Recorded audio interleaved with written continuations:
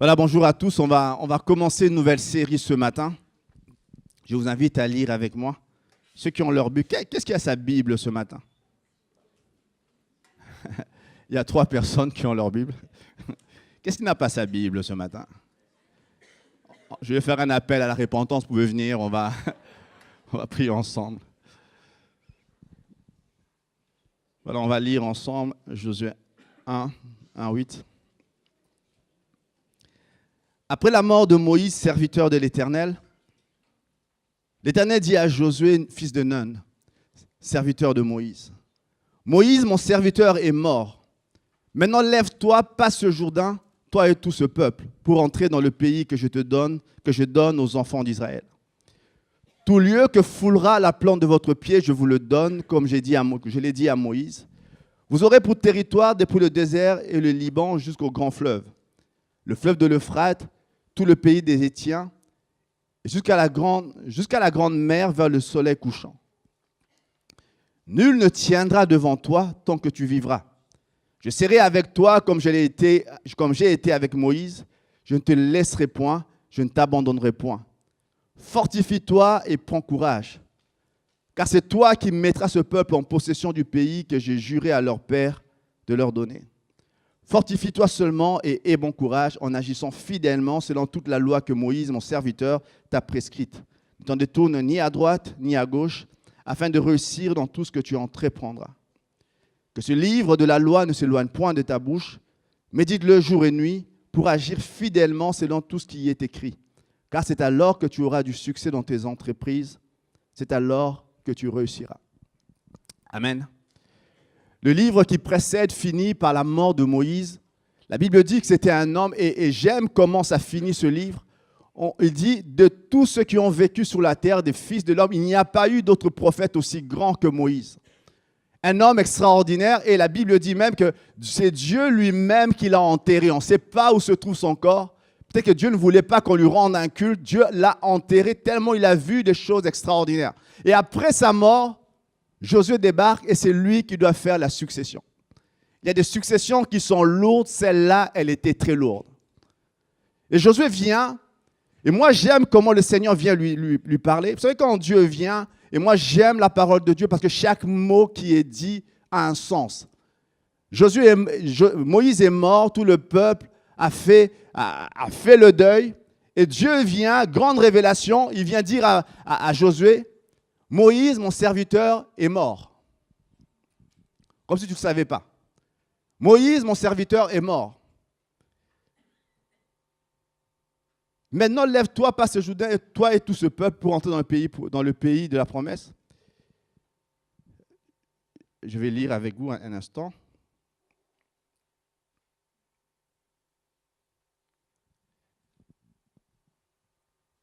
Et je ne vois pas le verset tout à l'heure. On disait que Josué était le serviteur de Moïse, Moïse était le serviteur de l'Éternel. Et moi, j'aime quand Dieu vient dire, Moïse, mon serviteur, est mort. Josué a vécu pendant toutes ces années, la plupart des commentateurs pensent qu'il avait à peu près 90 ans lorsque Moïse est mort. Il a vécu toutes ces années sous l'influence d'un leader charismatique, d'un gars qui connaissait Dieu. Et là, alors que Moïse meurt, Dieu vient lui dire, celui qui était une source d'inspiration pour toi est en train de partir. Celui qui était une source d'inspiration pour toi est mort. Toi, tu étais le serviteur de Moïse, tu as appris beaucoup de choses sous Moïse, mais Moïse maintenant est mort. Et Dieu dit, vous avez assez demeuré là, viens, entrons dans le pays promis. Et moi, j'aime ça parce que Dieu dit, ce qui était une source d'inspiration pour toi, c'est lui qui était une source d'inspiration. Et moi, je pense que c'est ça vraiment la vraie valeur du leadership.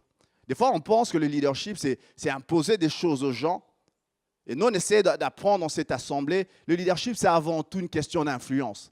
Ce n'est pas une question d'imposition, ce n'est pas une question de dire des choses en matraquant. C'est une question d'influence. Et Moïse, qui était une grande source d'influence pour Josué, est mort. Et Dieu vient et vient lui apporter une grande révélation. Il vient lui dire, il est temps maintenant de bouger. Vous êtes assez resté dans cet endroit, il est temps de bouger. Quand vous lisez l'histoire, on ne va pas le faire, je trouve que c'était passionnant de le lire, de voir tout ce que le Seigneur a fait et comment ce peuple, alors qu'ils sont sortis d'Égypte 40 ans plus tôt, sont restés dans le désert pendant des années.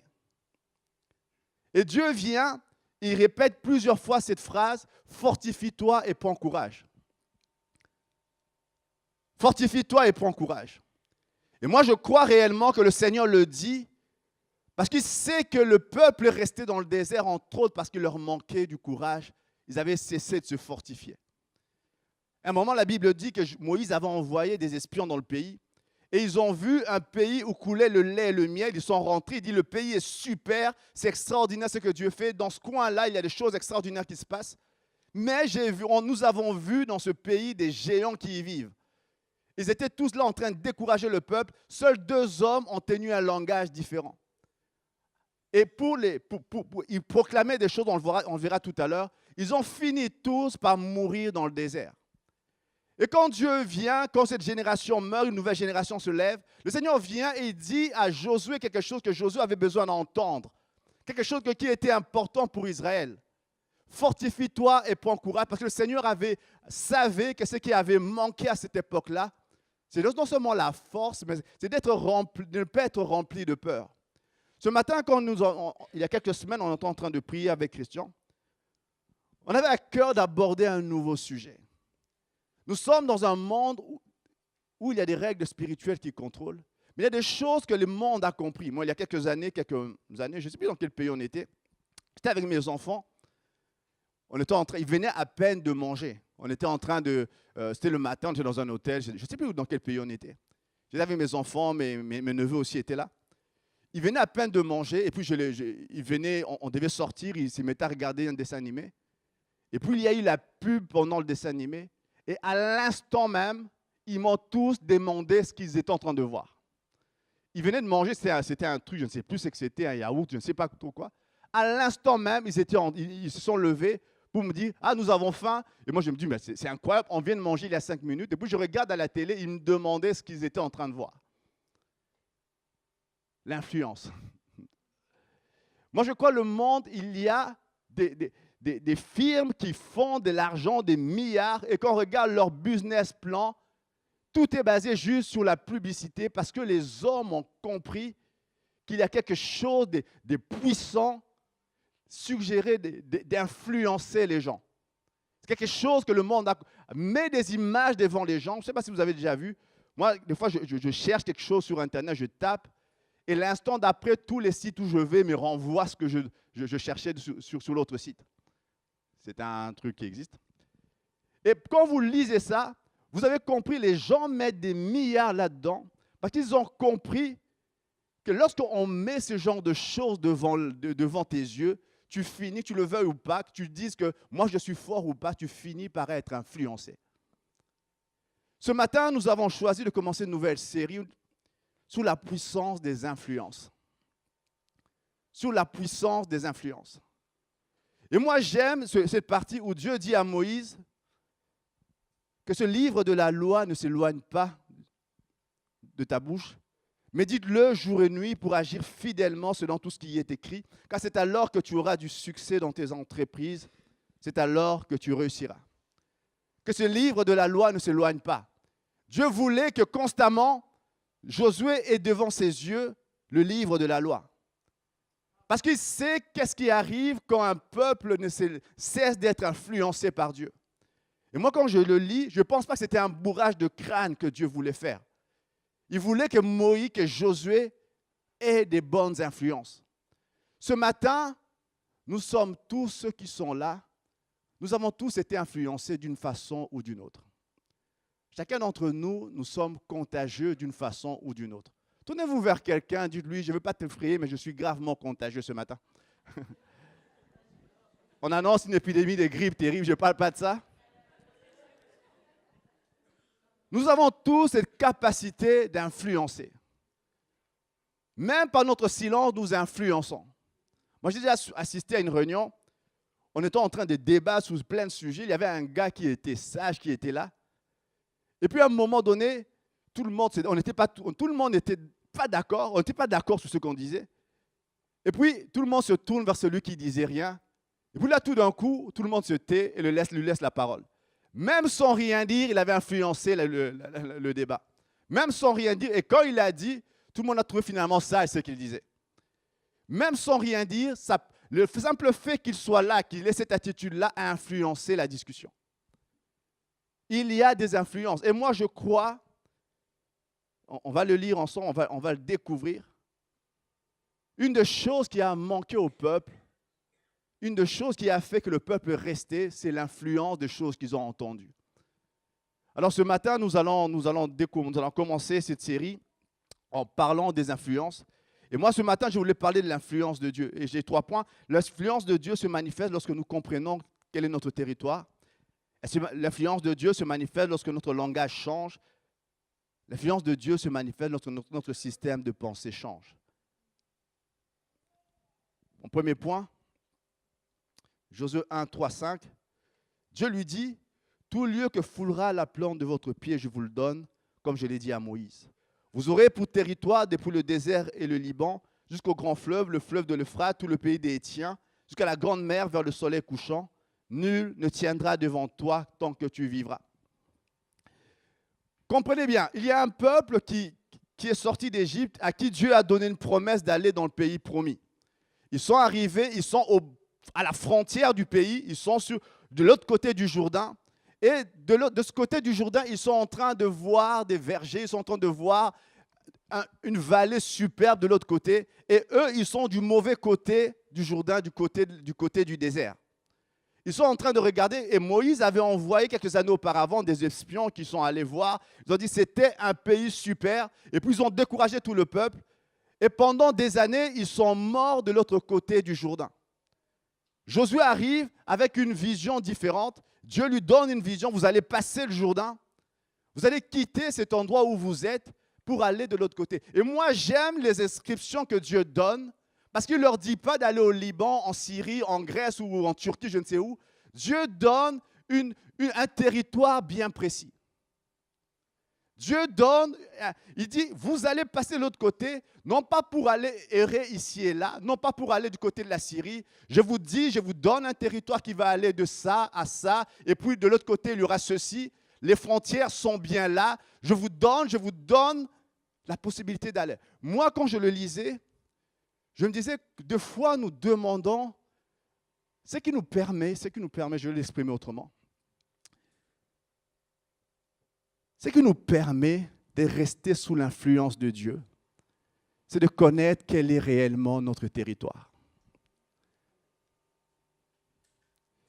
Vous savez, quand vous avez vécu toute votre vie dans une situation où vous regardez de l'autre côté de la mer, vous voyez le verger, vous voyez des vallées fleuries, c'était un lieu où il y avait des grappes de raisin terribles, il paraît, c'était super de l'autre côté.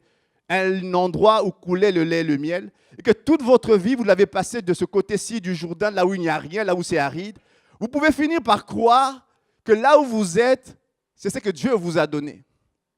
Vous êtes juste du mauvais côté de la frontière de ce que Dieu vous donne. Je ne sais pas si vous saisissez cela.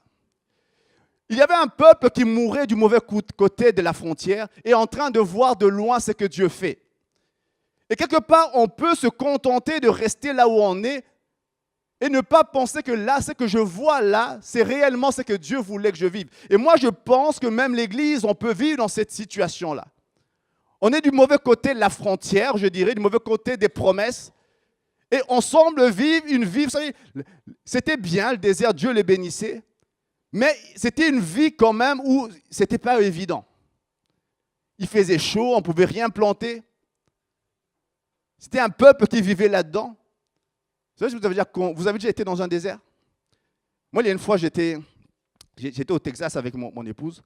C'était un endroit c'était très aride, très désertique. Et puis on arrive, on nous annonce, le pilote a dit, il y a une tempête de chaleur. Nous, on a dit, on a sûrement mal compris l'anglais, c'est une tempête de vent, je ne sais quoi. On descend, c'est une tempête de chaleur.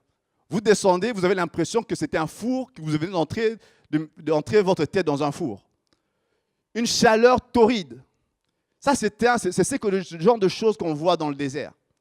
Et Dieu dit à Josué, le territoire que je vous donne, ce n'est pas ce que vous vivez actuellement. Le territoire que je vous donne est de l'autre côté. Ce matin, alors que j'étais en train de lire, Je venais dire simplement, Dieu a un territoire pour vous. Ce territoire ne va pas aller jusqu'au Liban, ça ne va pas aller du côté de la Syrie, ce n'est pas ça. Dieu a un territoire bien défini. Et tant que vous n'êtes pas dans le territoire de Dieu, ne soyez pas satisfait d'où vous êtes. Moi, je crois qu'il y a une des choses qui nous permet d'être à nouveau influencés par Dieu, c'est d'être conscient que c'est que là où nous sommes n'est pas l'appel final de Dieu. Il y a une chose qui est terrible, moi je me rends compte, que ce soit pour l'Église ou même pour chacun d'entre nous, on peut finir par se contenter de là où vous êtes. Moi je crois réellement qu'il faut vivre avec la vision de Dieu. Il y a quelque temps, moi j'aime ça quand cette Église a commencé, il y avait des choses qui paraissent évidentes maintenant, qui quand quand l'Église a commencé, ce n'était pas aussi évident que ça. Tout a commencé dans mon salon. Et à l'époque, même sortir, on était déjà content d'exister. Même sortir de ma maison était tout un pas de foi. Mais la seule chose que nous avions, parce que quand on sortait, c'est-à-dire il fallait prévoir un loyer, il fallait prévoir, c'est des choses qu'on n'avait pas chez moi, je vous accueillais gratuitement à la maison. Quand on faisait cela, la seule chose qu'on savait, c'est qu'on ne sait pas très bien où on va aller. Dieu nous donnait une vision, mais on ne sait pas comment ça allait s'accomplir. Mais on savait simplement que là où nous sommes, c'était insuffisant. Et moi, je prie le Seigneur pour que chacun d'entre nous, nous puissions réaliser tout ce que vous vivez n'est pas tout ce qu'il y a en Dieu. Tout ce que vous voyez, tout ce que vous expérimentez, là où vous êtes, et vous savez, il y a un peuple qui est né dans le désert, ils ont vécu toute leur vie dans le désert, ils peuvent penser que c'est normal qu'on ne cultive rien, c'est normal qu'on vive dans un coin et on voit les autres vivre et eux ils sont bénis. De l'autre côté, ça se passe bien, nous on est du mauvais côté du Jourdain et c'est là notre territoire. Dieu dit, il faut que tu saches quel est réellement ton territoire. Quelle est réellement la part que je te réserve. Pas au-delà, mais Dieu veut que tu saches. Et moi j'aime, alors que Dieu lui décrit son territoire, il rajoute cette phrase, « Nul ne tiendra devant toi tant que tu vivras ». Moi, je pense qu'on peut des fois réclamer toutes sortes d'affaires à Dieu. On peut essayer d'exercer toutes sortes d'autorités. Mais je crois réellement que Dieu a des territoires réservés pour chacun d'entre nous. Je crois qu'il y a un territoire de Dieu pour toi, il y a un territoire de Dieu pour moi. Et dans ce territoire-là, tu as une autorité que nul autre ne peut exercer que toi. Quand Dieu dit « nul ne tiendra devant toi », il ne te dit pas, il va t'emmener n'importe où et là, tu pourrais... Vous savez, croyez-moi, Josué aurait pu prendre cette parole, nul ne tiendra devant moi, il va se balader en Syrie. Croyez-moi, il aurait des difficultés à cet endroit-là. Nul ne tient devant moi, il va se balader du côté de la Grèce. Croyez-moi, la parole n'allait pas marcher. La parole que Dieu lui avait dit était attachée à un territoire particulier. Dans ce territoire-là, nul ne tiendra devant toi. Moi, je crois qu'en tant qu'Église, il est bon, en tant qu'homme, il est bon de savoir quel est notre territoire. Nous ne voulons pas plus, nous ne voulons pas moins, nous voulons ce que Dieu a réellement pour nous. Moi, je crois que chacun d'entre nous, si nous sommes dans notre territoire, il y a des choses qui s'attachent à cela. Je dirais ceci. Votre maison, c'est votre territoire. Moi, j'ai déjà vu des tas de gens venus me demander de faire des choses pour leur maison. Pour prier pour leur... Je le fais avec joie, mais je leur dis aussi, personne n'a autant d'autorité sur tes enfants que toi. Parce que c'est ton territoire.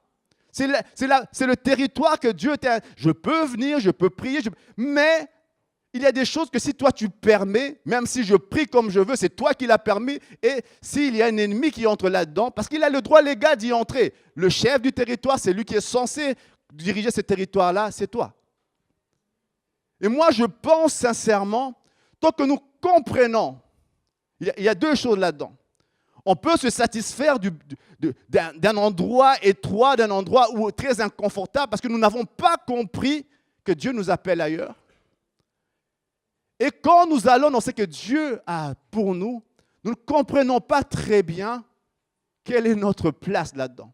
Et moi, j'aime la promesse que Dieu avait donnée à Isaïe, aux enfants d'Israël. Maintenant, si vous écoutez ma voix, si vous gardez mon alliance, vous m'appartiendrez entre tous les peuples, car toute la terre est à moi. Vous serez pour moi un royaume de sacrificateurs, une maison sainte. Voilà les paroles que tu diras aux enfants d'Israël. Mais ils ont eu peur, ils n'ont pas respecté la parole de Dieu. Ils se sont éloignés. Et moi, j'aime parce que Jésus vient rétablir des choses. Dans Apocalypse, il est écrit, il a fait de nous un peuple de rois, des prêtres au service de Dieu. Et moi, j'aime parce que quand Dieu a une idée dans la tête, ce n'est pas parce qu'il y a eu un échec qui change d'avis. Il voulait qu'il y ait un royaume de prêtres et de sacrificateurs. Ça n'a pas marché avec Israël. Dieu n'a pas oublié cette idée-là. Christ est venu. Et ce qui n'était pas possible là, Christ le rend possible. Et j'aime, il a fait de nous un peuple, un royaume. Dans certaines versions, il est écrit un royaume de prêtres. Dans d'autres versions, les versions originales en hébreu, il est écrit, il a fait de nous un peuple de rois, des prêtres au service de Dieu son Père. À lui donc soit la gloire et le pouvoir pour l'éternité. Amen. L'intention de Dieu était qu'il y ait un peuple de rois, un peuple de prêtres. Alors roi, la question est de savoir, roi sur quoi donc? Moi, je crois réellement que le Seigneur vous pousse à régner, à dominer sur un territoire que Dieu vous donne. Et quand je parle de territoire, ce n'est pas forcément un endroit géographique. Il y a des sphères d'influence qui sont à vous, que le Seigneur vous confie. Il y a des sphères d'influence qui sont à vous. C'est ce que Dieu vous donne, votre famille et votre sphère d'influence. Papa, maman, écoutez-moi ce matin. Votre famille, votre maison et votre sphère d'influence. La façon dont vous allez... Votre travail est votre sphère d'influence. Votre business, si vous avez, c'est votre sphère d'influence. Il y a des endroits spécifiques que Dieu vous confie. Il y a votre ministère et votre sphère d'influence. Et moi, je crois réellement que lorsqu'on marche dans sa sphère d'influence, il y a des choses qui deviennent faciles.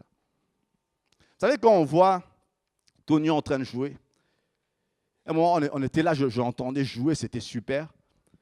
Je me disais, je vais essayer de monter, chanter comme lui. Je l'ai déjà fait dans le passé, ce n'était pas super. Ce n'était pas super. Pour dire, quand vous voyez les gens qui sont en train d'être dans leur appel, faire certaines choses, ça paraît facile. Ça paraît facile. Ils sont sur le territoire que Dieu leur a donné. Si vous venez comme eux, vous dites, ça paraît tellement bien, je chante bien, je vais essayer de faire comme eux, ça ne va pas forcément avoir les mêmes résultats. Vous me suivez?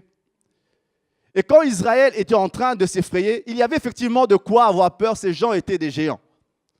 Ils étaient des géants. Mais ce qu'ils avaient oublié, c'est que c'était le territoire que le Seigneur leur avait donné. Si vous entrez dans les territoires que Dieu... Vous savez, quand Dieu vous appelle à être dans un territoire donné, il ne vous laisse pas seul vous débrouiller. Il met quelque chose en vous qui vous permet réellement de régner, d'être en train de diriger le territoire que le Seigneur vous donne. Moi, je crois réellement ce matin qu'une des choses qui fait que nous ne nous laissons pas influencer par Dieu, c'est quand nous acceptons bien moins que ce que Dieu nous appelle à vivre. Moi, je prie ce matin qu'il y ait une puissante insatisfaction dans les cœurs. Ces derniers temps, c'est une sœur qui a initié ces moments de prière. C'était un temps de jeûne et prière. Et moi, j'étais en train c'est Nadia qui avait eu ça à cœur, elle a partagé ça à l'église. Parce qu'elle est responsable de la prière, tout ça. Elle s'est juste rendue compte que c'est juste pas possible de continuer à prier pour le même sujet année après année et de croire que c'est normal que le dimanche, le lundi qui suit, on continue à prier pour le même sujet. On peut considérer ça comme normal. Ou on peut dire, Seigneur, je considère que c'est totalement insuffisant ce que nous sommes en train de vivre. Je crois qu'il y a un territoire autre pour nous. Et moi, je dirais, c'est pareil. Pour vivre quelque chose en Dieu, il faut être profondément insatisfait quelquefois de là où nous sommes. Là où nous sommes. Moi, je prie ce matin qu'il y ait une profonde insatisfaction. Si vous êtes content, je ne dis pas que je refuse ce que le Seigneur a fait pour moi. Je rends grâce à Dieu. Mais je suis de ceux qui pensent qu'il y a bien plus. Je suis de ceux qui pensent, je rends grâce à Dieu pour l'Église, je rends grâce à Dieu pour tout ce qui a déjà pris place.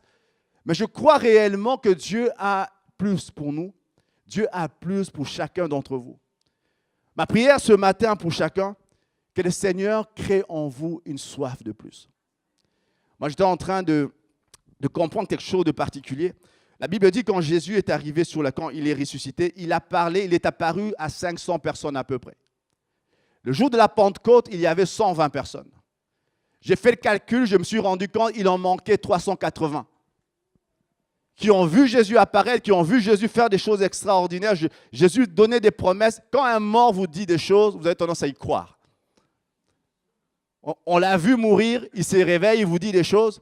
Mais pourtant, le jour où l'Esprit descend, le jour de la Pentecôte, plus que 120 dans la salle. Et moi, lundi passé, j'étais en train de conduire la prière. Le Seigneur me disait clairement, voilà les assoiffés là où ils sont. Ceux qui ont soif de plus. Il y a des gens qui ont vu Christ ressuscité, ont été contents de voir Christ. Ils sont partis avec une joie, Christ est ressuscité. Il y avait 120 qui ont dit, Seigneur, je te rends grâce d'être ressuscité, mais ils avaient soif de ce que Dieu avait promis. Et ces 120-là étaient dans la salle en train de prier. Moi, ce matin, ce jour-là, j'étais en train de conduire la prière. Je voulais motiver. Vous savez, quand on est en train de conduire des moments de prière, on veut que tout le monde soit en train de prier. Et puis le Seigneur me mettait clairement en tête, ça ne sert à rien d'insister comme ça. Laisse ceux qui ont soif venir. Ça ne sert à rien d'insister, de crier sur les gens, faites ceci, faites cela. Laisse juste ceux qui ont soif venir. Avez-vous déjà vu quelqu'un qui a soif? Ça vous est déjà arrivé? Quelqu'un qui a faim. Des fois, on regarde à la télé, tout ça, on voit des gens, des endroits du monde, une famille. On a vu sous les écrans l'ouragan frapper certaines îles. Et on a vu des gens, pour survivre, ce qu'ils ont fait. Je ne vous encourage pas à faire ça. Mais ils avaient faim, ils avaient soif, ils sont allés dans des magasins prendre des choses parce qu'il fallait qu'ils survivent. Il y avait des voleurs aussi entre eux, on est d'accord. Pour dire quelque chose, quelqu'un qui a faim, quelqu'un qui a soif, ne se laisse pas contenter par un mur, satisfaire d'un mur fermé, il cherche une solution. Moi, je prie ce matin, que le Seigneur crée une soif et une faim de plus. Que le Seigneur crée une faim dans les cœurs. Et ce que j'aime, le Seigneur dit, tout lieu dans le territoire que je te donne, tout lieu que foulera la plante de tes pieds, je te le donne. Cela veut dire, et quand vous lisez l'histoire, on n'aura pas le temps de le lire, le territoire que Dieu donne n'est pas un territoire qu'on peut acquérir comme ça, en masse, d'un coup. Quelque chose qui s'est fait progressivement. Moi, je dirais, il y a des choses peut-être de Dieu que nous n'avons pas maintenant. Entrons dans le territoire que Dieu nous donne et un pas après l'autre, prenons possession de ce que Dieu nous donne. Moi, je crois que la vie chrétienne, quand on entre dans les promesses de Dieu, c'est une vie qui doit aller progressivement en s'agrandissant. On commence d'abord par l'autre côté du Jourdain, on passe, et puis progressivement, on commence à aller de plus en plus loin. Amen. Deuxièmement, j'aime ça, il dit que ce livre de la loi ne s'éloigne point de ta bouche. Moi, j'avais jamais, ça fait des années que je connais ce verset, mais je n'avais pas compris comme ça. Que ce livre de la loi ne s'éloigne pas de ta bouche. Alors j'imaginais, il devait se balader avec le truc comme ça près de sa bouche. Moi, j'ai toujours pensé dans ma tête, vous savez, des fois vous lisez, mais vous comprenez des choses que vous voulez comprendre, que ce livre de la loi ne s'éloigne pas de tes yeux. C'est ce que j'aurais compris, moi. Mais Dieu dit que ce livre de la loi soit près de ta bouche. Que ce livre de la loi soit près de ta bouche. Mon deuxième point ce matin est de changer de langage. On va lire dans Nombre 14, 12. Ça, c'est quand le peuple d'Israël est venu, quand les espions sont allés en Israël et en Canaan, ils sont venus faire un rapport. Nombre 14, 1, 2. Toute l'assemblée éleva la voix et poussa des cris, et le peuple pleura pendant la nuit. Tous les enfants d'Israël murmurèrent contre Moïse et Aaron, et toute l'assemblée leur dit, que ne sommes-nous pas morts dans le désert d'Égypte, dans le pays d'Égypte, et que nous sommes-nous morts dans ce désert?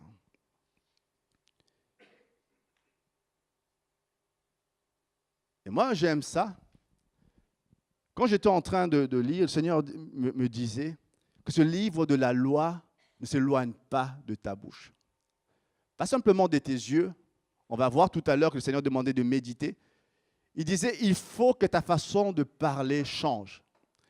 Et quand Dieu vient, il le dit aux enfants d'Israël. Pour ceux qui lisent la Bible, ils savent que ce qu'ils étaient en train de proclamer sur leur propre vie a fini réellement par arriver. Ils sont tous morts dans le désert comme ils étaient en train de le dire. Ils sont tous morts. Et c'est assez frappant parce qu'ils souhaitaient des choses, Mais ce qu'ils ont proclamé, c'est ce qui s'est produit. Ce n'est pas leur souhait qui s'est produit. Ils avaient sûrement le souhait d'aller de l'autre côté du Jourdain, comme tout le monde, et de vivre heureux. Mais ce qu'ils ont proclamé de leur bouche, c'est ce qui s'est réellement produit pour eux. Ce matin, j'aimerais dire à quelqu'un, nos paroles ont une puissance. Ce que nous déclarons, ce que nous proclamons, a réellement une puissance. Moi, j'étais surpris et ça m'a toujours frappé. Un des premiers signes, on a parlé tout à l'heure de la Pentecôte, quand l'Esprit de Dieu est venu, une des premières manifestations de l'Esprit, c'était le parler en langue. Et moi, je me suis toujours demandé, il y avait toutes sortes de manifestations, ça aurait pu être autre chose. Mais le Seigneur voulait que la première chose qui soit domptée, qu'on montre qu'il y ait la main de Dieu là-dessus, c'était la langue. Parce qu'il y a des gens qui ont avorté le projet de Dieu à cause des choses folles qu'ils ont dites. Et Dieu était en train de construire son Église. Il voulait que le peuple de Dieu ait un langage commun avec ce que Dieu était en train de faire. Et moi, je dirais à des gens ici, il y a des choses folles qui arrivent parce que votre langage n'a pas changé. Et ce peuple, et quand Dieu vient dire à Josué que ce livre ne s'éloigne pas de ta bouche, j'ai bien compris, je dis, ce n'était pas les yeux, ne t'éloigne pas de tes yeux, j'aurais compris. Dieu dit que ce livre ne s'éloigne pas de ta bouche. Parle le langage de ce livre. Exprime-toi comme ce livre veut que tu t'exprimes. Et un langage différent. Parce que si Dieu peut vouloir des choses, si vous, dans votre bouche, vous ne mettez pas en accord avec ce que Dieu veut, vous mourrez de l'autre côté de la frontière. En train de regarder de loin, ah, c'est beau là-bas. C'est un pays où coule le lait et le miel. Vous pouvez disserter longtemps sur le pays du lait et du miel, mais vous allez mourir de l'autre côté de la frontière. Mettez-vous d'accord avec Dieu. Combien de fois je n'ai pas entendu des gens dire des choses folles? Et moi, j'aimerais dire spirituellement, le diable, il n'a pas de fois le droit d'entrer dans des endroits, sauf si on le lui permet. Moi, j'ai déjà entendu des gens dire des choses folles. Moi, il me souvient, j'étais jeune chrétien. Vous savez que dans le monde, il y a des démons qui existent. Vous savez ça? Non, vous ne savez pas? Je vais vous le dire. J'étais jeune chrétien, je venais à peine de me convertir. J'avais une sœur qu'on connaissait, qu'on suivait depuis des années. Et puis quelqu'un de sa famille est mort. Alors c'était un moment, vous savez, en Afrique, ici, les gens pleurent de façon raisonnable. Là, c'était déraisonné. On allait la suivre dans le cimetière et se jeter sur la tombe en train de proclamer « Prends-moi », tout ça. Toutes sortes de choses, elle était en train de dire. Elle était attristée, mais dans sa tristesse, elle disait toutes sortes d'affaires. On dit, écoute, ce n'est pas raisonnable ce que tu es en train de dire, raisonne-toi. Croyez-moi ou ne croyez pas, ce n'est pas une histoire racontée, quelqu'un que je connaissais très bien. Après ce moment-là, elle n'a plus été pareille. Non pas, on peut appeler un psychologue, va nous dire, elle a été très blessée, très touchée par la mort de son oncle. Ou on se souvient des moments où on priait pour elle et tout ce qui s'est manifesté pendant qu'elle priait. Juste parce qu'elle a déclaré des choses et l'ennemi aime bien qu'on lui permette de faire le droit légal d'entrer. Moi, je dis, vos paroles ont une puissance que vous ne pouvez pas imaginer. Moi, dernièrement, je parlais avec Nadia, elle me racontait l'histoire d'une de ses amies. Et puis, son enfant faisait des choses pas bonnes, on va dire. Comme les enfants de cet âge-là, c'était un enfant de 7-8 ans. Et puis, lui, elle venait furieuse. Elle disait de son enfant, toi, tu deviendras un voyou ou bien un drogué. Elle appelait son enfant drogué, un truc comme ça. Je dis, oui, c'est peut-être dans la colère, elle dit ça. Mais l'ennemi aime bien ce genre de déclaration. On vit dans un monde spirituel. Nous venons, tout à l'heure, Christian a parlé, on a partagé le pain et le vin. Et tout le monde comprend bien que quand on fait ça, c'est pour se rappeler d'un événement spirituel qui a pris place. On a tous conscience de ça. On vit dans un monde spirituel. On vit dans un monde spirituel. Et quand vous venez dans votre colère, vous déclarez des choses, croyez-moi, l'ennemi ne va pas dire « Oh, il a dit ça pour plaisanter. Il a dit ça, ce n'est pas si grave. » Il attend juste la possibilité d'entrer parce qu'il faut que celui qui a l'autorité lui dise, même dans sa folie, même dans sa colère, qu'il déclare des choses. Moi, je prie ce matin, surveillons notre langage. Il y a un homme de Dieu, Ésaïe, lorsqu'il est venu devant Dieu, une des premières choses, lorsqu'il a vu la gloire de Dieu, il dit « Malheur à moi, car je suis un homme aux lèvres impures, je habite au milieu d'un peuple aux lèvres impures. » Il n'a pas dit « Je suis un homme impur » parce qu'il a fait des choses, il a touché à des choses, toutes sortes de choses. Il a sûrement péché d'autres façons comme vous et moi. Mais la chose qu'il dit en premier, je suis un homme aux lèvres impures. Moi, je crois qu'une des choses qui avortent les plans de Dieu, c'est ce que nous déclarons. Et l'ennemi le sait bien. Il sait nous mettre dans des situations où on est mal à l'aise, où on est en colère. Et là, dans la colère, on tient toutes sortes de langages. On proclame toutes sortes de choses. Moi, j'ai déjà vu des tas de gens dire « ça finira par me tuer un jour ». J'ai dit « ok, puisque tu le dis, nos paroles ont une puissance. » C'est une des choses que Dieu veut, que moi je pense que Dieu voulait, il fallait que Moïse, que Josué ait un langage qui s'accorde avec ce que Dieu s'apprêtait à faire. Dieu veut faire des choses, mais il y avait un peuple qui avait un langage différent et qui sont morts de l'autre côté parce que leur langage n'était pas celui de Dieu. Et moi, je crois que quand Dieu vient et qu'il nous met vous savez, quand l'Église était en train de naître, on voyait un peuple en train de dire des choses dans d'autres langues, comme dans le livre des Actes qui nous est dit, parce que le Seigneur voulait qu'un moment, que ces hommes qui allaient être là, qui allaient faire quelque chose d'extraordinaire, c'est quelques 120 qui allaient toucher le monde entier, il fallait qu'ils s'accordent avec le plan de Dieu. Il fallait que ce qui sort de leur bouche puisse être en accord avec ce que Dieu est en train de faire. Ce n'est pas ce que nous souhaitons qui s'accomplit quelquefois. C'est ce que nous déclarons de fois qui se fait. Moi, je prie ce matin, apprenons à surveiller notre langage. Apprenons à surveiller ce qui sort de notre bouche. Troisième plan, je vais aller vite.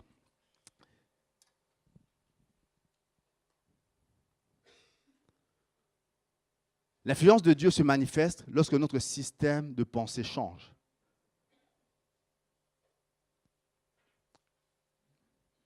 Dieu dit à Josué, médite-le jour et nuit pour agir fidèlement selon tout ce qui est écrit, car c'est alors que tu auras du succès dans tes entreprises, c'est alors que tu réussiras. C'est alors que tu auras du succès dans tes entreprises, c'est alors que tu réussiras. Avez-vous déjà médité la parole de Dieu? Moi, j'ai déjà vu des gens lire, ils prennent leur Bible, ils lisent, ils passent en vitesse, plein d'histoires. Ce n'est pas ça méditer. Méditer, c'est s'arrêter et réfléchir là-dessus. S'arrêter, prier sur un passage. Et croyez-moi, ce n'est pas la même chose. Vous lisez toutes sortes de romans. Je ne sais pas si vous êtes des grands lecteurs. Moi, je lis toutes sortes de choses. Je ne médite pas tout le temps. Quand je suis en train de lire une revue scientifique, je ne suis pas en train de méditer sur le cancer du côlon, tout ça. Je ne médite pas là-dessus. Je suis en train d'avoir des informations. Pour dire simplement, méditer, ce n'est pas simplement passer en vitesse plein de livres, connaître des histoires. C'est vrai, vous allez avoir une information, mais ce n'est pas ça, méditer. Méditer, c'est prendre le temps que le passage vous parle. Prendre le temps que ce que vous êtes en train de lire devienne vrai pour vous, qui vous parle. Moi, je prie, et le Seigneur dit à Josué, médite-le jour et nuit pour agir fidèlement. Et moi, quand je le lis, je ne peux m'empêcher de penser que le Seigneur voulait qu'un peuple se lève avec des pensées différentes. Il y a quelques temps, c'est ce matin, quelques heures, j'étais en train de lire cette histoire d'Abraham. On va lire Genèse 13, 14, 15. L'Éternel dit à Abraham, après que Lot se fut séparé de lui, « Lève les yeux et du lieu où tu es, regarde vers le nord et le midi, vers l'Orient et l'Occident, car tout le pays que tu vois, je te le donnerai à toi et à ta postérité pour toujours. » Ça, c'était les promesses de Dieu au départ. Josué était en train d'entrer dans ça. Les promesses que Dieu avait données, c'était d'abord à Abraham. Et moi, j'aime cette histoire parce qu'on voit Abraham pendant quelques années, Dieu l'appelle, il a quitté son pays, il s'est mis à traverser, il vit des moments difficiles, il traverse des moments des choses un peu compliquées. Et puis, à un moment donné, il donne du bétail à son neveu Lot. Le bétail de Lot se grandit, et puis il y a un conflit entre les bergers de Lot et les bergers d'Abraham. Et puis, à un moment, Abraham fait quelque chose. Lui qui était l'aîné, il dit à Lot, choisis, on ne peut pas être ensemble parce qu'il va y avoir des conflits, il ne faut pas qu'il en soit ainsi, on est frères. Il dit à Josué, à Lot de choisir. Lot regarde et il choisit la partie la meilleure partie. La partie la plus abondante, il y avait plus de verdure, tout ça. Et il laisse à Abraham la partie la plus aride. Abraham accepte. Il n'avait pas le choix, c'est lui qui avait donné l'idée. Il accepte. Et juste à ce moment-là, quand ils se séparent, Dieu vient et lui dit, lève les yeux et du lieu où tu es, regarde vers le nord et le midi, vers l'Orient et l'Occident, car tout ce que tu vois, je te le donnerai à toi et à ta postérité pour toujours. Quand je le lisais ce matin, quand j'étais en train de penser à ça, je me dis, il est là avec les restes. Vous êtes d'accord avec moi? Un gars est venu, il s'est servi, et Josué, Abraham, il lui restait les restes. Il a fait ça avec un bon cœur, c'est lui qui avait le droit d'aînesse, il n'a pas exercé son droit d'aînesse. Il a fait ça avec gentillesse, avec générosité, et puis il garde les restes, le gars a pris la meilleure partie, et il s'en va. Alors qu'il reste avec finalement pas grand-chose, avec le peu de choses qui vient, qui est là, Dieu vient et vient lui donner une promesse. Moi, je dirais, quand j'étais en train de lire, ce qui est important, on va lire, je donnerai plus de détails tout à l'heure, on va lire. Le sage dit ceci, « J'ai encore vu sous le soleil que la course n'est point aux agiles, ni la guerre aux vaillants, ni le pain aux sages, ni la richesse aux intelligents, ni la faveur aux savants, car tout dépend pour eux des temps et des circonstances. » Tout dépend des temps et des circonstances. J'étais en train de...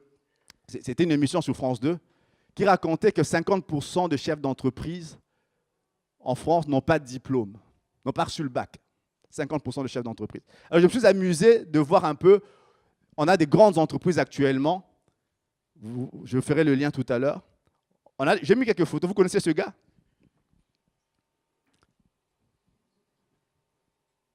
Quand vous pensez, non, son nom n'est pas fini, Ma, c'est son nom, il n'y a pas plus. Jack Ma. Lui, c'est le PDG d'Alibaba. Mark Zuckerberg, c'est celui qui vous tient par Facebook. Bill Gates, Microsoft, Steve Jobs. Moi, j'étais en train de lire, ça m'amusait un peu de voir quel est, au niveau mondial, comment se situent ces hommes. Jack Ma, on va revenir sur lui. C'était un gars il a raté son bac 3 fois. En Chine, c'était un pays très élitiste comme ça, où tu avais raté autant de fois, tu étais mal classé, tu te retrouvais à faire des études un peu moins valorisantes.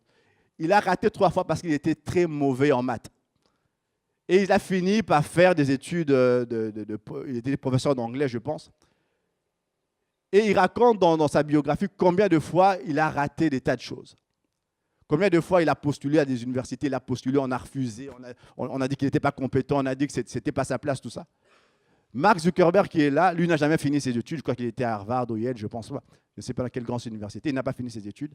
Les deux autres qui sont là, Bill Gates, Steve Jobs. Steve Jobs, lui, n'est même pas allé à l'université. Il a arrêté ses études, je ne sais même pas s'il a fini ses études secondaires. Bill Gates, il n'a jamais eu son diplôme. Qu'est-ce que je voulais dire par là? Je dirais, je revenais sur Jack Ma, on va revenir sur sa photo.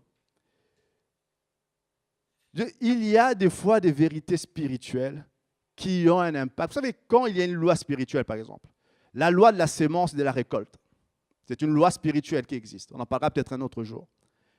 Tous les agriculteurs, sans connaître cette loi spirituelle, savent que si tu veux récolter quelque chose, il faut avoir semé auparavant. Vous êtes d'accord? C'est une loi spirituelle qui existe. Les agriculteurs, sans connaître la Bible, ils connaissent simplement les choses du monde. Ils savent que pour récolter, il faut avoir semé. Sinon, c'est de la magie ou c'est du vol, mais comme vous voulez. Il faut d'abord récolter, il faut d'abord semer pour pouvoir récolter après. C'est une loi qui existe. Dans les choses de Dieu, c'est pareil. Mais ça, c'est une loi spirituelle, c'est une loi qui a... Et moi, je crois réellement que ces gens ont peut-être compris des choses que nous, des fois, chrétiens, on ne comprend pas. Moi, j'aime cette expression du sage. Il a observé le monde. Il dit, il s'est juste rendu compte, j'ai vu sous le soleil que la course n'est point aux agiles. Ce n'est pas les plus agiles, ni les plus vaillants qui gagnent. Les plus agiles ne gagnent pas la course, les plus vaillants ne gagnent pas la guerre. Les sages n'ont pas toujours le pain, la richesse ne vient pas toujours aux intelligents, ni la faveur aux savants. La même émission, c'était sur France 2, montrait que les enfants qui avaient le plus haut potentiel, quelques années plus tard quand on les suivait, ce n'étaient pas forcément ceux qui avaient les grandes réalisations. très intelligent en classe, très intelligent dans plein de trucs, mais n'avaient pas forcément les meilleures réalisations. Et l'apôtre dit, et le sage dit, tout dépend pour eux du temps et des circonstances. On peut comprendre de deux façons. Soit c'est Dieu le maître des temps et des circonstances. Amen, je crois ça aussi. Mais je crois aussi que chacun d'entre nous, nous allons faire face à des temps défavorables et à des circonstances défavorables. Chacun d'entre nous, dans notre vie, il n'y a personne sur cette terre qui, toute sa vie, n'aura qu'à faire face à des circonstances favorables tout le temps. Ça n'existe pas, ça. Il faudra que vous me montrez ce gars-là. Ça n'existe pas. On va tous passer par des temps favorables, parfois défavorables, par des circonstances favorables et parfois défavorables. Et ce qui fait la différence, c'est la façon dont vous passez, comment vous faites pour passer au travers de tout cela. J'aimerais dire ceci. Moi, je crois réellement, et je reviens sur Abraham, qu'Abraham partait avec des dés déjà pipés. Et moi, quand Dieu est venu, Dieu ne lui a pas dit, écoute, le monde est méchant, les gens, ils t'utilisent et puis ils te jettent comme l'autre l'a fait. Ils te donnent les restes, et puis toi, débrouille-toi avec ce qu'il y a. Dieu vient, malgré le fait que Lot a pris la meilleure partie du pays, Dieu vient quand même avec une promesse. Et moi, j'aimerais dire ceci. Christian est sceptique dans ce que je dis, mais je vais t'expliquer ce que je veux dire. Je pense ceci. Je crois réellement que la façon dont nous pensons, notre façon de penser, détermine ce que nous allons voir en Dieu. Il est écrit ceci, si vous n'êtes pas convaincu, je vais vous ramener ici. C'est dans les Proverbes, c'est le sage qui dit « Garde ton cœur plus que toute autre chose, car de lui viennent les sources de la vie. » Ce verset, j'étais en train de le lire, il n'est pas bien traduit. La bonne traduction aurait été, parce que le terme, les sources, le mot source qu'il y a là, dans l'hébreu, ce n'est pas source, c'est frontière. Il dit « Garde ton cœur plus que toute autre chose, car de lui viennent les frontières de la vie. » Suis-moi, tu vas être content. Il y a des choses, les vraies frontières, ce qui va déterminer là où nous allons aller, où nous irons, jusqu'à quel point nous allons grandir. C'est ce que nous allons avoir dans le cœur. Et le cœur, c'est le source, le centre des pensées, des émotions, tout ça. Ce que je veux dire, c'est qu'il y a des choses en Dieu que nous ne voyons pas, parce que simplement nos frontières sont étroites dans le cœur. Il y a des choses en Dieu. Nous avons mis des frontières tout autour de nos vies. Et moi, quand je vois l'histoire de tous ces hommes-là, je disais, malgré toutes les circonstances négatives qui étaient peut-être en eux, qui devaient les empêcher d'obtenir des choses, simplement dans leur pensée, ils avaient des frontières très larges. Et moi, je dirais aux chrétiens, garde ton cœur plus que tout, car c'est de là que viennent les sources, les frontières de la vie. Si tu as des pensées où tu crois en Dieu, tu penses que tu peux vivre grand en Dieu, peu importe ce que tu as entre tes mains maintenant, il y a quelque chose qui va se passer. Peu importe, et j'aimerais dire, il y a peut-être des gens qui ont reçu le bac avec mention, tout ça, c'est très bien, les bacs, je dis ça comme ça. Il y a peut-être des gens qui, eux, partent dans la vie avec quelque chose qui n'a pas su faire les études que vous auriez voulu faire. Alors, on peut passer le reste de sa vie à se plaindre de ce qu'on n'a pas, ou se dire simplement, je refuse de restreindre dans mon cœur mes frontières, je décide de dire, je prie le Seigneur que mes frontières soient larges. Et je dis, et quand Dieu vient dire à Josué de méditer la parole, parce qu'il voulait que Josué se mette en accord avec lui pour qu'il puisse penser comme Dieu pense. Nous sommes des fois limités, et quand le passé n'a pas été, quelqu'un d'entre eux, il y a peut-être des gens ici, les études que vous faites, le choix, la maison où vous habitez, comme Abraham, n'est pas le fruit d'un choix. C'était ce qui restait. Vous n'avez pas choisi votre travail, vous étiez content d'en avoir un, même si vous ne l'aimez pas. Vous n'avez pas choisi votre quartier ni votre maison, vous êtes déjà content qu'on vous accorde le crédit pour cette maison-là, même si vous ne l'aimez pas trop, peu importe. Et on peut se dire que toute notre vie peut se limiter à ça. Mais Dieu voulait que Josué, peu importe comment les choses commençaient, qu'il ait en lui les pensées de Dieu. Qu'il ait en lui, dans son cœur, des frontières qui soient larges. C'est-à-dire, peu importe comment les choses commencent, ça ne va peut-être pas finir de la même façon. Ce qui compte, ce n'est pas le commencement d'une chose, c'est sa fin. Ce qui compte, ce n'est pas où vous êtes maintenant, ni les circonstances passées difficiles que vous avez connues.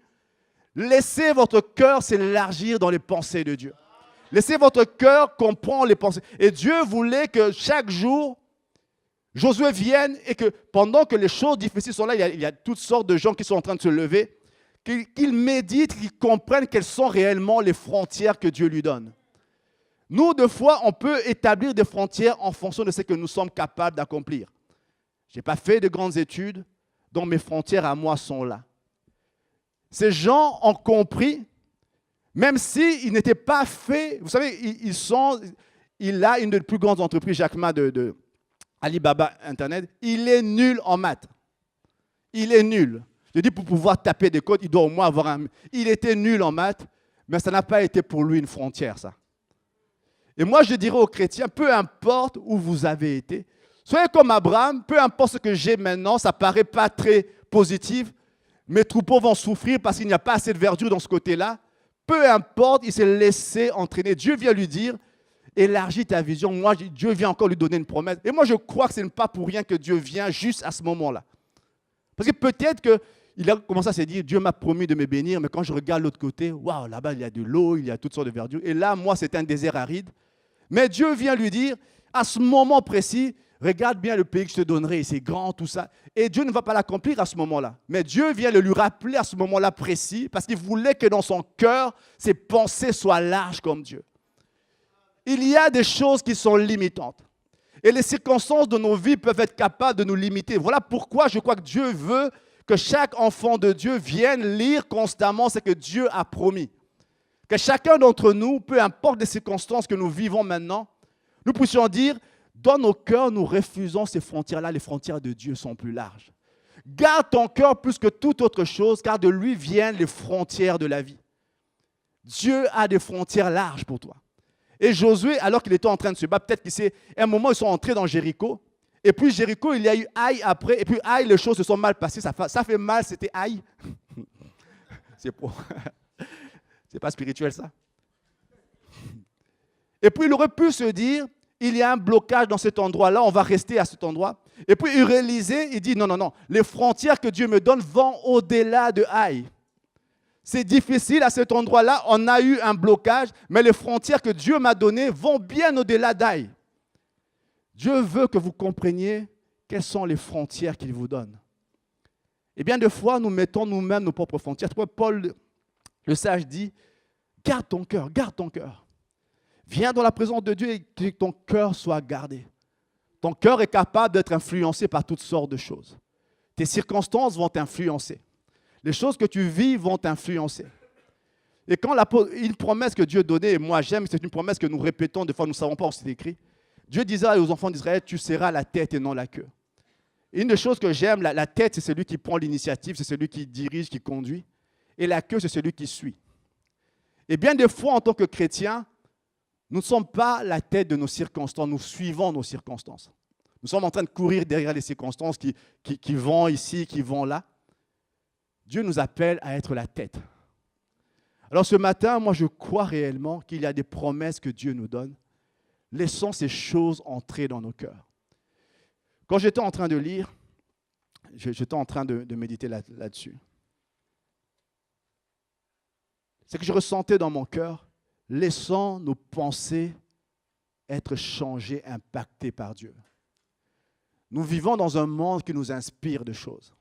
Croyez-moi, si vous restez devant toutes sortes de films où il y a toutes sortes de scènes obscènes qui se passent, il y a peu de chances que quand vous allez dormir, vous voyez la gloire de Dieu se manifester. Vous allez penser, vous allez rêver des choses que vous venez de voir. Parce que simplement, vous avez été influencé par ça.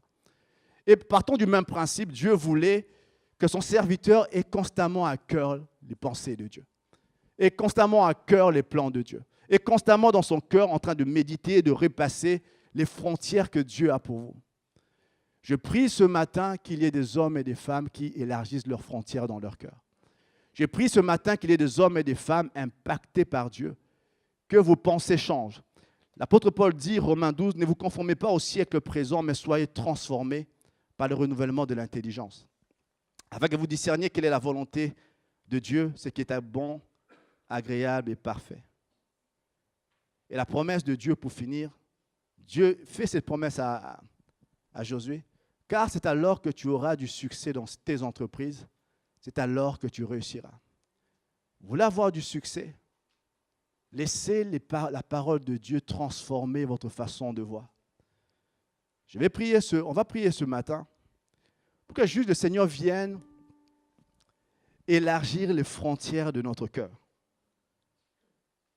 Moi, ce matin, quand j'étais en train cette nuit, quand j'étais en train de préparer, je repassais à ce passage, je repensais à ce passage. Garde ton cœur plus que toute autre chose, car de lui viennent les frontières de la vie.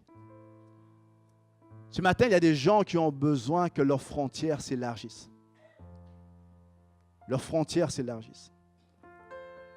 Et Dieu dit, tes frontières ne vont pas dépendre de tes circonstances, ça va dépendre de ce qu'il y a là dans ton cœur. Les frontières de ton service, les frontières de ton travail, les frontières de ton ministère, les frontières de tes entreprises, de tes projets. Dieu dit, tes frontières vont s'élargir. La réalisation, le succès va dépendre des frontières que toi, tu vas établir. Et laisse-moi, comme je l'ai fait avec Josué, venir te donner le secret pour que tes frontières s'élargissent. Il a dit, médite ma parole. Écoute ce que j'ai à te dire, jour après jour. Les circonstances ne sont pas celles que Dieu dit que ça devrait être. Ce n'est pas grave, tu retournes dans la parole et tu dis, Seigneur, je ne veux pas me laisser influencer par les circonstances.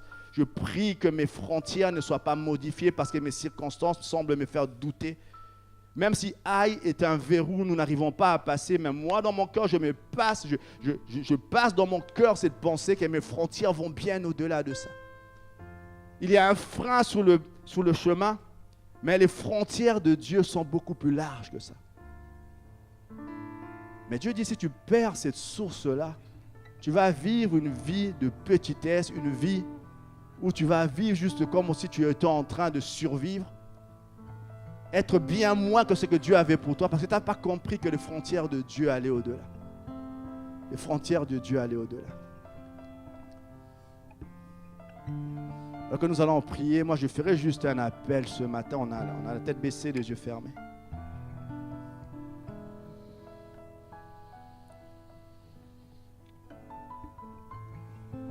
Je veux dire à quelqu'un ce matin, les frontières que tu as posées dans ton cœur ne sont pas mes frontières, ce sont les tiennes. Tu as posé tes frontières en fonction de ce que toi tu étais capable de faire. Tu as posé tes frontières en fonction de ce que la vie t'a apporté. Tu vis avec le reste. Ce que tu as dans tes mains, ce n'était pas ton premier choix. Si tu avais eu le choix, tu aurais choisi autre chose. Et parce que tu as ça, tu te dis, mes frontières ne peuvent être que limitées. Ce matin, Dieu te dit, je vais élargir les frontières pour toi. Ne te laisse pas, n'établis pas tes frontières en fonction de ce que tu as dans tes mains, en fonction de ce que tes circonstances te disent, ce que ton enfance, ta formation, peu importe, te dit. Laisse-moi établir les vraies frontières de ta vie. Laisse-moi établir les vraies frontières. Je vais te dire jusqu'où tu iras et jusqu'où tu n'iras pas. N'établis pas les frontières en fonction de tes circonstances, mais en fonction de ce que moi, le Seigneur, je te dis ce matin.